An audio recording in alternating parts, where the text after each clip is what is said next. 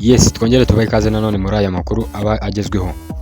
U Rwanda rwasubije Kongo yikomanze ku gatuza ko yahagaritse amasezerano yarwo na Arsenal. Inkuru itangira ivuga ko Minisitiri w'Ububanyi n'Amahanga Ambasaderi Nduhungirehe yagaragaje ko ibyatangajwe na Guverinoma ya Repubulika Iharanira Demokarasi ya Kongo ko ifite uruhare mu guhagarara kw'amasezerano ya Visit Rwanda na Arsenal ari ikinyoma cyambaye ubusa. Mu ijoro ryo kuwa mbere Mutarama 2025 nibwo televiziyo y'igihugu ya RDC izwi nka RTNC hatambutse ikiganiro cya Minisitiri w'Ububanyi n'Amahanga Therese Kayikwamba Wagner agaragaza iby'igihugu cyagezeho muri diplomasi haba imbere mu gihugu, mu karere no ku rwego mpuzamahanga.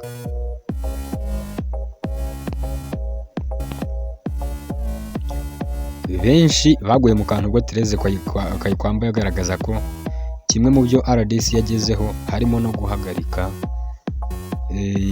guhagarika amasezerano u Rwanda rwari rufitanye na Arsenal binyuze muri Visit Rwanda. Ati twagiranye ibiganiro inshuro nyinshi n'umuryango w'ubumwe bw'Uburayi. Twagaragaje ikibazo mu bafatanyabikorwa bo muri Aziya no muri Amerika hose, ndetse twageze ku ruhando mpuzamahanga harimo no mu byerekeye siporo, kugira ngo ibyaberaga mu burasirazuba bwa Repubulika Iharanira Demokarasi ya Kongo bitirengagizwa cyangwa ngo bigikerenswe. Iyi mikorere yasabye gushikama, kwihangana n'ukuri, kandi byabyaye umusaruro. Ubwo Kayikwamba yavugaga ibi, ku mashusho hashyirwagaho inkuru zitandukanye zagiye zisohoka zivuga ko u Rwanda na Arsenal byahagaritse gukorana. Uretse kuba ari ikinyoma cyambaye ubusa, kandi icyatunguye abantu muri aya magambo ya Kayikwamba ni uburyo umunyepolitike nk'uyu ashyira guhagarara kw'aya masezerano mu bikomeye igihugu cye cyakoze muri 2025. Benshi bibajije inyungu bifitiye abanyekongo ku buryo abayobozi babo babigaragaza nk'umuhigo bahiguye.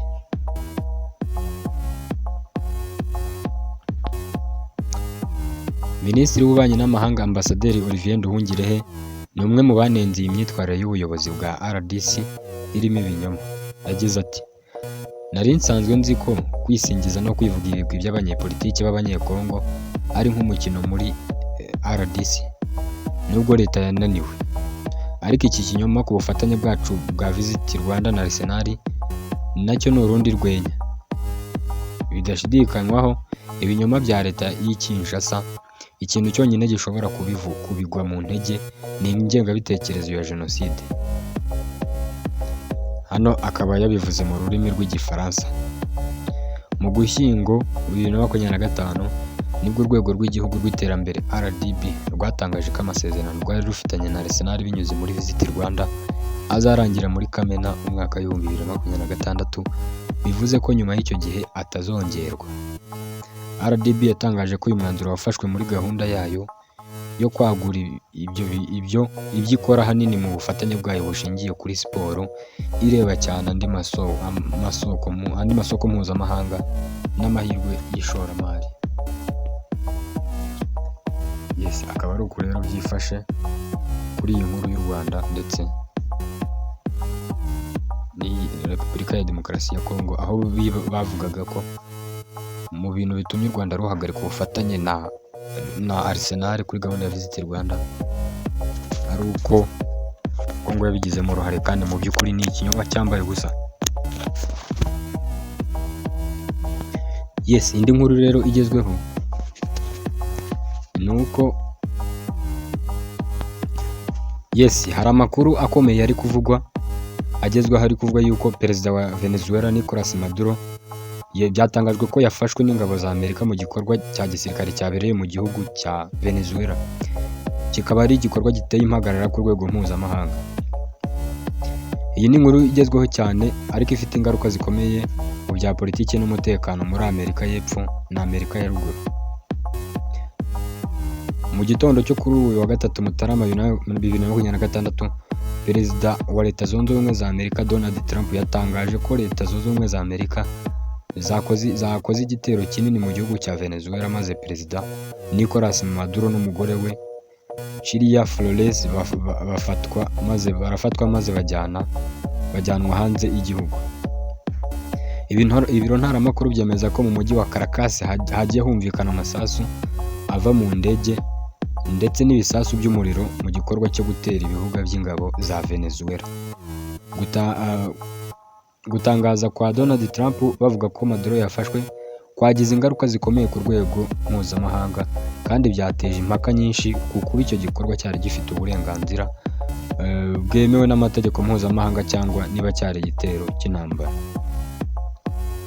Leta Zunze Ubumwe za Amerika yari imaze igihe kinini iburira Maduro n'abayobozi be ko bashobora gutabwa muri yombi, ibashinja ko bakora ibikorwa by'ubucuruzi bw'ibiyobyabwenge, iterabwoba n'ibindi byaha.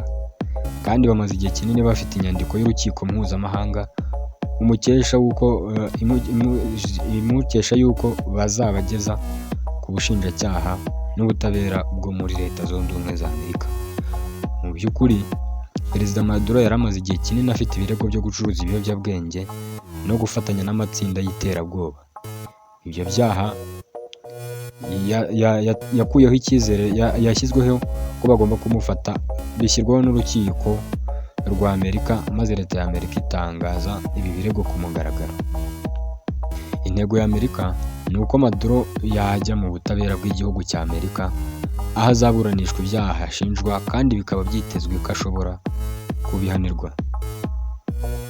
Guverinoma ya Maduro yari imaze igihe kinini itavugwaho rumwe n'ibihugu byinshi kandi hari ibimenyetso by'uko amatora yo muri 2024 yagaragayemo itegeko ry'igihugu rivuga ko harimo abavugaga yuko yaba yaribye amatora. Nyuma y'itangazo rya Trump, guverinoma ya Venezuela yatangaje ko ari igitero cyo kwigarurira igihugu kandi yahamije ko ari ihohoterwa ryakorewe abanyavenezuela ku nyungu z'abanyamahanga aribo Abanyamerika.